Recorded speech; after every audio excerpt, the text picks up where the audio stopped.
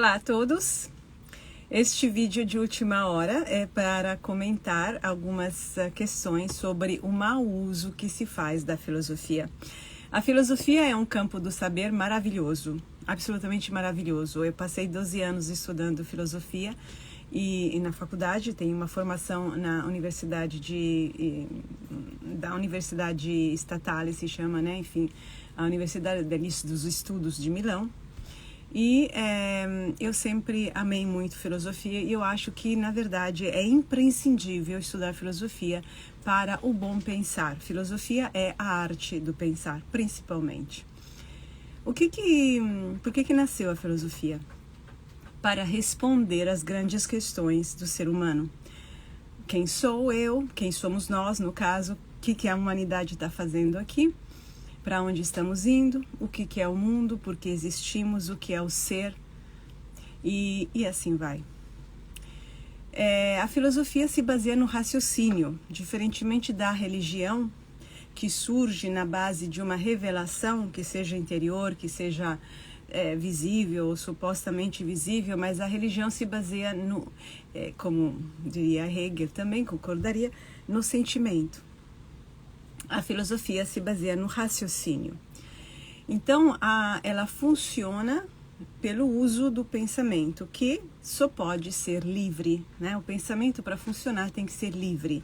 Ele não pode ter compromisso com religião, com dogmas, porque as religiões têm dogmas, né? Isso que é o problema das religiões. Tem coisas que você tem que acreditar e pronto. Na filosofia não deveria haver nada disso, porque isso é contrário ao espírito da filosofia. A filosofia é pensar, é refletir sobre as coisas, é buscar entendimento. É claro que os filósofos ao longo da história não estavam sempre livres do pensamento dado. Por exemplo, São Tomás de Aquino tentou conciliar Aristóteles com a teologia católica cristã na época, né? Porque não se podem questionar algumas coisas, então como que a gente vai fazer valer alguns conceitos dentro de um modelo, de um paradigma mental que inclui Cristo, né? Que não tem nada a ver com Aristóteles, por exemplo, mas como que a gente faz?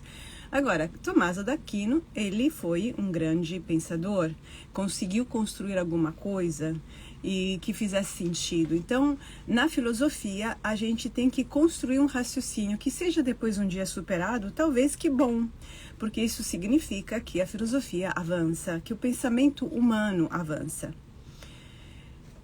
Entretanto, filosofia é uma coisa que muitas vezes se tornou a repetição de pensamentos de filósofos sem, na verdade, saber usar esse pensamento. A filosofia alcançou um grande ápice com Hegel, que morreu em 1830, e descreveu a história do espírito humano, que não é espírito em espiritismo, não é entidade, nada disso, é a história do espírito humano, do espírito, no curso da evolução toda. E a filosofia com ele chega ao seu ápice. E mostra para que ela veio. Ela veio para explicar o sentido da vida. Mas não o sentido da tua vida.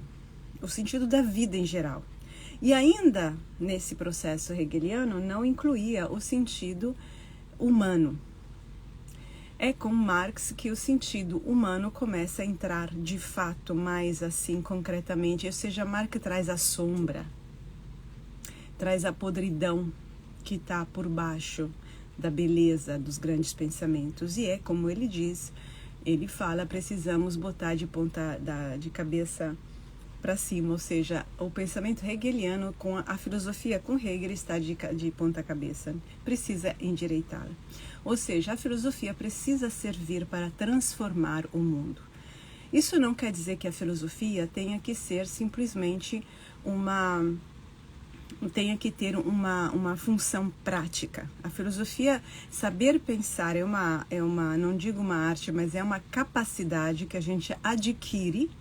Saber pensar não tem absolutamente nada a ver com aquilo que todo mundo faz o tempo todo, que na verdade é um ruminar pensamento. Saber pensar é algo mais sofisticado que a gente aprende e que demanda exercício.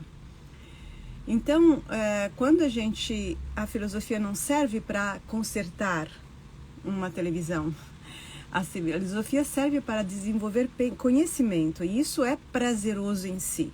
Mas esse conhecimento precisa agora também poder transformar o mundo. Era isso que Marx queria dizer, transformar o mundo. Mas Marx não estava olhando para quê? Para a população dos proletários, das pessoas, enfim, que estavam trabalhando para outros lucrarem e que estavam sofrendo. Ainda assim, Marx não está olhando para João, para o vizinho, para Maria, para Janaína, para Fernando, não está olhando para a pessoa particular, individual. Ele está olhando para uma classe muito ampla, social, e inclui também, no fundo, o outro lado da moeda, que seria o burguês, mas ele está olhando para os homens concretos, como é a vida concreta. Então, nesse sentido, ele traz a filosofia hegeliana para o chão. E no chão tem sujeira. Depois disso, a filosofia começa a enveredar por outros caminhos, pega bastante o caminho da linguagem com Wittgenstein, entra nas crises religiosas, filosóficas, com Kierkegaard, e assim vai. Agora, a filosofia, dois usos ruins da filosofia que traem o sentido da filosofia são, pegar um pensador e primeiro compreendê-lo fora do seu contexto histórico. Por exemplo, Marx parece que seja um demônio para muita gente, é um monte de besteira. Marx nem criou um planejamento de governo, não fez nada disso. Ele identificou algumas questões e algumas ideias e fez um estudo profundo em economia. Agora, pegar um pensador e adotar as suas ideias como se fossem dogmas, ou seja, não saber refletir sobre o pensador, qualquer que seja, qualquer um. O pensamento filosófico é um pensamento que tem um valor universal, ou seja, é diferente da opinião, da tua opinião. Tua opinião é a tua opinião. No que se baseia a tua opinião, ou a minha opinião? Então, o pensamento filosófico dá um embasamento para o pensamento que vem de um raciocínio, de um estudo, né, que é mais amplo do momento particular e até do assunto particular. Agora, pegar um pensamento e usá-lo como um padrão que eu tenho que aplicar, ou como se eu pudesse aplicá-lo agora, como se fosse uma receita de bolo que hoje está muito na moda, todo mundo está com podemos chamá-la preguiça, né, de pensar, de encontrar seu próprio caminho, ou está muito perdido, ou tem muito mal-estar. Então se busca coisas que possam preencher os buracos de um quebra-cabeça que é único, que é só teu. O outro mau uso que se faz da filosofia é usá-la em substituição do processo de autoconhecimento que a psicanálise oferece. E aí tem uma falha gigantesca. Porque a psicanálise, ela está baseada no diálogo com o inconsciente, que não é racional, no sentido de uma boa razão filosófica, racionalidade filosófica, não é. E é o desconhecido, que está dentro de nós, ou fora de nós, enfim, onde será que está o inconsciente? Então, o desconhecido. Então, a abordagem é completamente diferente, porque na filosofia, o eu do pensador, ele está se abstraindo de si. Um bom filósofo não está fazendo os seus interesses pessoais. Isso não é um filósofo. Um bom filósofo está pensando, inclusive, livre dos próprios interesses pessoais. O que hoje sabemos que vale até um certo ponto, mas um bom pensamento que tem valor universal consegue transcender o individual, porque todos nós temos idiosincrasias, questões pequenas ou um pouco maiores ou muito grandes. Cada um de nós é particular, mas cada um de nós também é capaz, com exercício, dedicação e honestidade, de pensamentos que têm valor universal, ou seja, servem para todo mundo ou servem para muitas mais pessoas do que só a gente. Valem, se aplicam. Isso é saber pensar. Meu umbigo, teu umbigo, não entra na história. Então, quando eu tô no pensamento, mas eu tô aqui e eu tô trabalhando na filosofia, né, com grandes pensamentos maravilhosos, ou não, mas quando eu tô na psicanálise, eu tô aqui. Eu tô aqui. Porque o que a gente precisa, como disse muito bem Marx, a gente precisa transformar a realidade, porque já pensamos muito. Temos uma história da filosofia que é maravilhosa, é fantástica. Chegou uma hora no campo, no cenário histórico, a psicanálise. E a psicanálise é a continuidade da filosofia. A psicanálise traz o pensamento do seu lugar universal, que pensa as grandes questões do mundo, da humanidade, para pensar as questões de João e de Maria dentro de um contexto universal, porém. Não para consertar João ou Maria. Isso é o que faz outros tipos de terapia. Psicanalítica, psicológica. Mas a psicanálise pós-junguiana de Montefoschi, e aquela que eu pratico, que é a psicanálise em devir, uma continuação da psicanálise de Montefoschi, é isso. É encontrar esse universal dentro do individual. Que é aí que o individual, João, encontra o seu sentido de vida. E Maria encontra o porquê ela está passando pelo que está passando. Mas não porque ela cometeu uma culpa lá atrás, tem um karma para resolver, ou porque simplesmente ela foi azarada na vida e ela é vítima, não consegue se separar do marido, ela ama demais. Todas essas coisas são pequenas. E elas se resolvem, são pequenas, não sei que são grandes para quem vive, mas elas se resolvem, são pequenas diante do quadro maior. E se resolvem quando a gente encontra a raiz da coisa, das nossas questões, a raiz. Agora, para isso é preciso enfrentar a dor. A dor que o filósofo não enfrenta. Porque você está aqui pensando. Então, quando você quer aplicar o pensamento filosófico à dor existencial, o que você está fazendo, na verdade, é um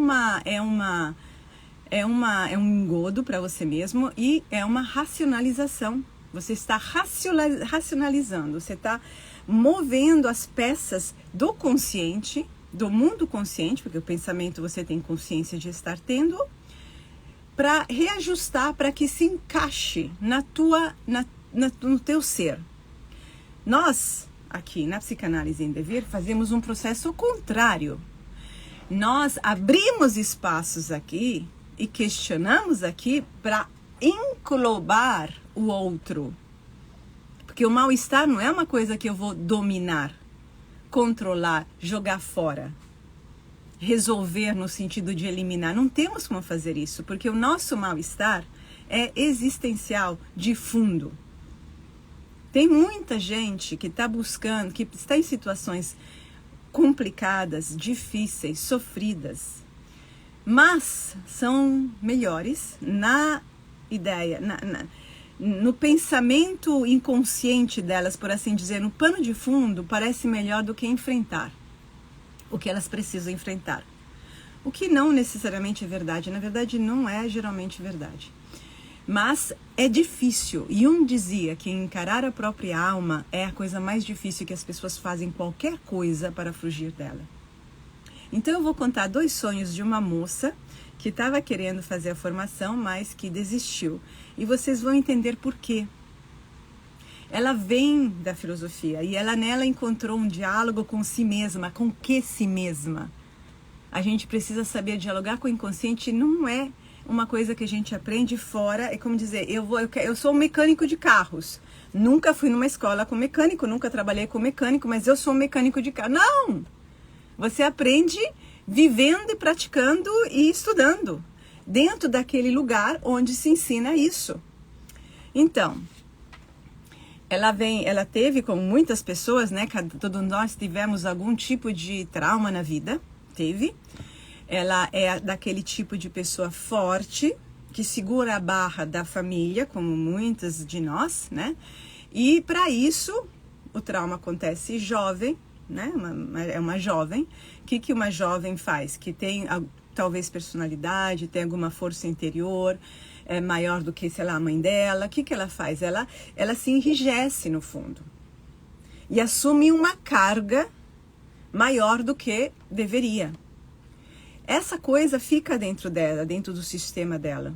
E ela vai se construindo, se desenvolvendo a partir dessa distorção, que ela nem percebe mais, mas fica um fundo.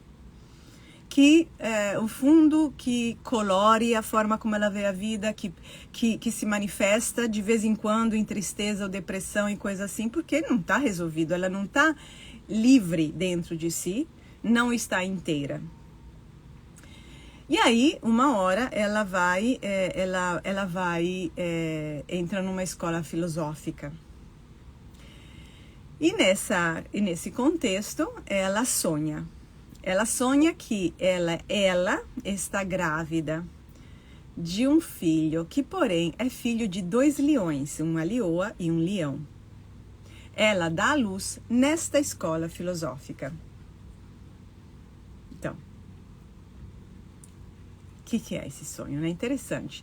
O leão o casal, né? Representa o rei e a rainha da floresta. Vou incluir a rainha, sim. Ou seja, fazem parte daquela categoria de animais que são os predadores que estão no topo. Não tem ninguém acima deles, fora os homens idiotas que vão matá-los, né? Mas eles representam o poder. Também a gente pode representar o ego, outras coisas assim, mas são animais muito poderosos, não são humanos, não são racionais. Uma dimensão do instinto poderosa, bonita, porque aqui a gente não está lidando com um monstro, né? Ou um bicho feio, um bicho, sei lá, ameaçador. Aqui desse casal nasceu uma criatura nova. O filho que nasce é um humano. Onde foi parar toda a dimensão poderosa, instintiva, forte? Porque não basta ter cabeça, gente. A cabeça, que serve a cabeça se você não tem culhões, desculpem a expressão, se você não tem a força interior? Isso não é racional. É de lá que vem a autoestima, não das belas ideias que você tem na cabeça. A cabeça é um instrumento. Você não pode se apoiar na cabeça. É isso que as pessoas não entendem. Elas vivem racionalizando e não cuidam daquilo que é profundo, forte, irracional.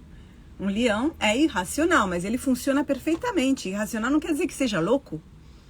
Não quer dizer que seja louco. Tem uma outra lógica, uma outra racionalidade, que é um outro funcionamento, que nós precisamos entender para nós como humanos, quer dizer, cada indivíduo se apropriar de forma criativa, seja se apropriar, integrar essa outra dimensão que é a gente ainda, que somos nós somos também um corpo, nós conhecemos esses instintos, é só que a nossa cabeça hoje está alienada, está boiando no espaço sideral, enquanto o corpo, com as suas emoções, a sua dor, o seu sofrimento, está aqui.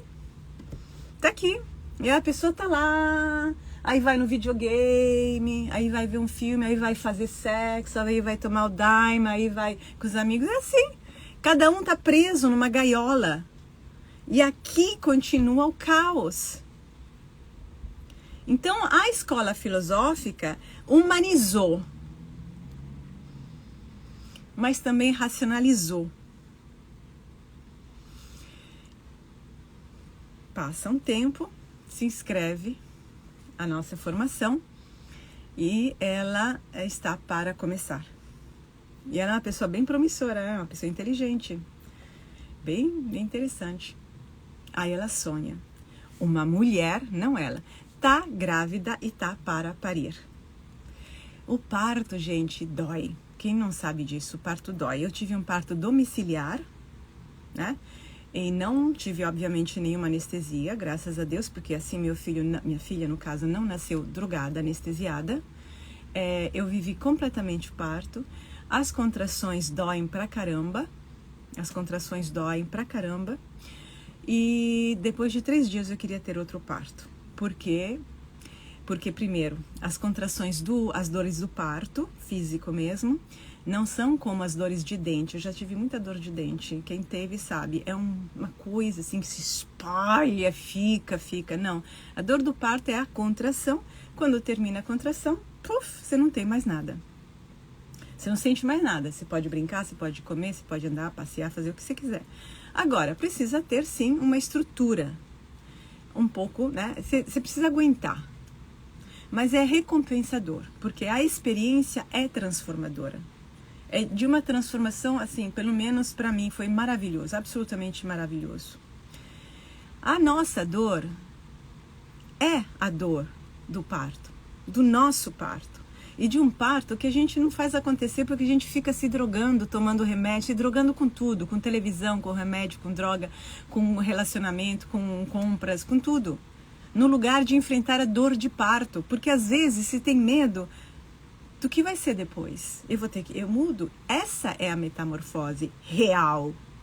É essa a metamorfose. Você muda. Quando você integra os leões na tua vida, você se transforma. E o ego não quer, tem medo do desconhecido. Por definição, o ego tem medo do desconhecido. Aí ele cria engodos para si próprio, para se proteger de encarar as coisas. Então, no sonho, que aconteceu agora mesmo, poucas semanas atrás, porque a formação começou agora, ela está, não é ela, porque ela não consegue se ver nesse lugar. A sonhadora não consegue porque é muita coisa para ela, mas é uma parte da sonhadora. Já está acontecendo o processo, porque ela sabe que vai começar. Ela sente todas as dores dessa mulher em trabalho de parto, não aguenta, faz a primeira sessão e se manda. Então, a filosofia, como processo de autoconhecimento, só serve para mascarar a verdade, fingir um processo de autoconhecimento que não chega na raiz. Não tem como chegar, não tem os instrumentos para chegar na raiz. Não tem. Eu estudei 12 anos filosofia na Itália, em Milão. Não tem como chegar. E serve para criar racionalizações e para nos alienar ainda mais da nossa dor. Não temos... Outro sonho de um rapaz que eu acho fantástico, um mexicano de 21 anos, lindíssimo. Ele sonha, ele tá num processo em que finalmente ele vai conseguir, que se Deus quiser se livrar de uma namorada que não serve pra nada, que eu puxa pra trás, mas tem toda uma história aí. E aí ele sonha uma hora que ele tem que ir num xamã, que é o curador, que é o terapeuta. Eu convidei inclusive para a formação porque é para isso que ele nasceu. E o terapeuta fala: você tem que enfrentar a parte ruim de você. Onde ruim não quer dizer que ele tenha matado alguém, que ele seja desonesto, nada disso. É ruim do nosso ponto de vista, do ego. Nosso quer dizer do ego. Se você é filhinha de mamãe e você percebe que a tua mãe no fundo é uma chata e, sei lá, fofoqueira, roubou alguma coisa, sei lá, qualquer coisa ruim da tua mãe, você vai se sentir ruim porque você viu a ruindade do outro. Não, você não é ruim porque você viu a ruindade do outro. É a tua perspectiva, sempre a nossa, no sonho. Então, o xamã fala, você tem que ver a parte ruim de você e para isso nós temos que fazer uma viagem no inferno. Olha que maravilha. Maravilha porque essa aqui, o inferno, é tudo aquilo que é difícil de aguentar. Mas se a gente não enfrenta o que é difícil de aguentar na nossa vida, dentro de nós, quero dizer, não o trabalho, tudo isso vai se transformar depois que você se mudar.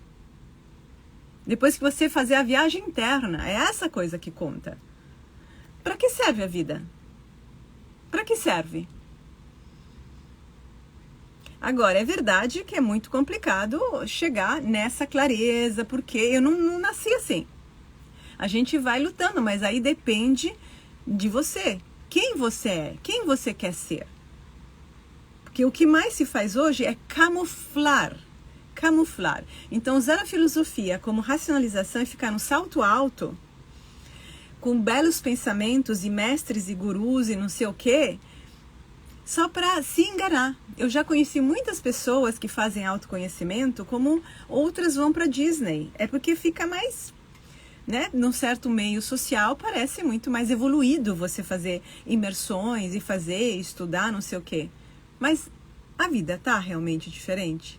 Os teus relacionamentos estão diferentes? Para que você está fazendo tudo isso? Para os outros? Para mostrar serviço?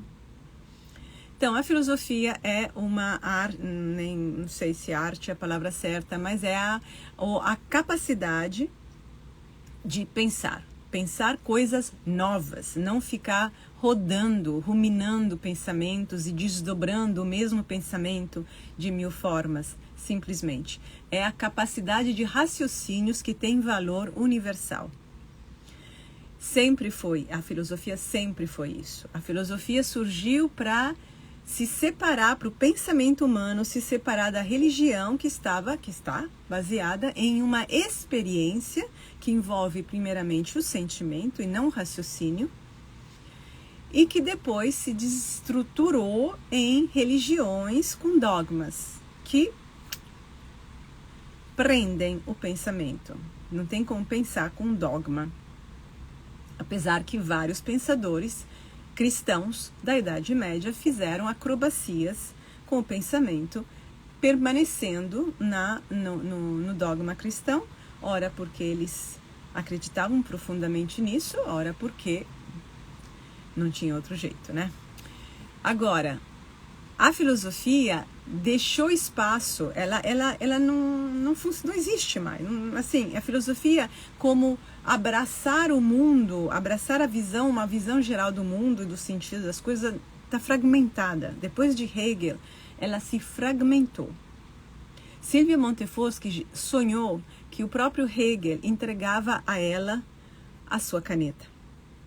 E Hegel estava com as mãos, assim, tipo raquítica, sabe? Não funcionavam mais. A filosofia está continuando na psicanálise de Silvia Montefoschi, que é essa que eu chamo de psicanálise pós-junguiana. É isso, e porque essa psicanálise não é consertar os teus probleminhas, simplesmente. É inserir os teus probleminhas dentro de um contexto em que os teus probleminhas ganham um valor brilhante. Porque aí você tem, finalmente, a tua dimensão, vamos dizer assim, heróica, em relevo. E aí o esforço que você vai ter que fazer para superar esses probleminhas, vale a pena fazer. Ganhar dignidade, ganhar beleza. E a tua ação é uma contribuição direta no mundo. Então, nessa psicanálise, o pensamento continua sendo universal, mas ele está linkado com o trabalho individual e com esse mal, entre aspas, individual que você sente e que, por sua vez, também tem uma conotação universal, porque não é só teu. Não é só teu. E o mal que você vê em volta só vai se resolver aos poucos, quando cada um assumir o próprio verdadeiro, não na cabeça. É as brigas, é as coisas, é a angústia, é isso. Essa é a vida. Então, quando a psicanálise pós-junguiana ajuda a ser protagonista, transformador no mundo, na mesma hora em que você vira protagonista, transformador da tua vida, as duas coisas andam juntas. Então é isso. Filosofia maravilhosa. Eu acho que todo mundo deveria estudar filosofia. Não substitui a psicanálise, mas ao contrário, eu acho que dá um reforço fantástico para a psicanálise, assim como estudar literatura, assim como estudar poesia, assim como estudar mitologia. Tudo isso faz parte do arcabouço cultural geral que um psicanalista deveria ter. Eu tento dar o máximo nos cursos e inclusive esse ano vai ter mais trabalho, mais bibliografia, mais cursos, porque é preciso ter isso. A gente não pode reduzir as problemáticas humanas a probleminhas bobos, assim, sempre a mesma repetição, culpa e não consertamos, não somos mecânicos, somos transformadores aqui de algo muito maior do qual somos parte. e que não vai se transformar sem a nossa ação. Bom, era isso que eu queria falar. Agradeço a todos pela participação, espero ter colaborado. Acho muito importante essa questão da filosofia e da psicanálise. Um abraço a todos e uma boa noite.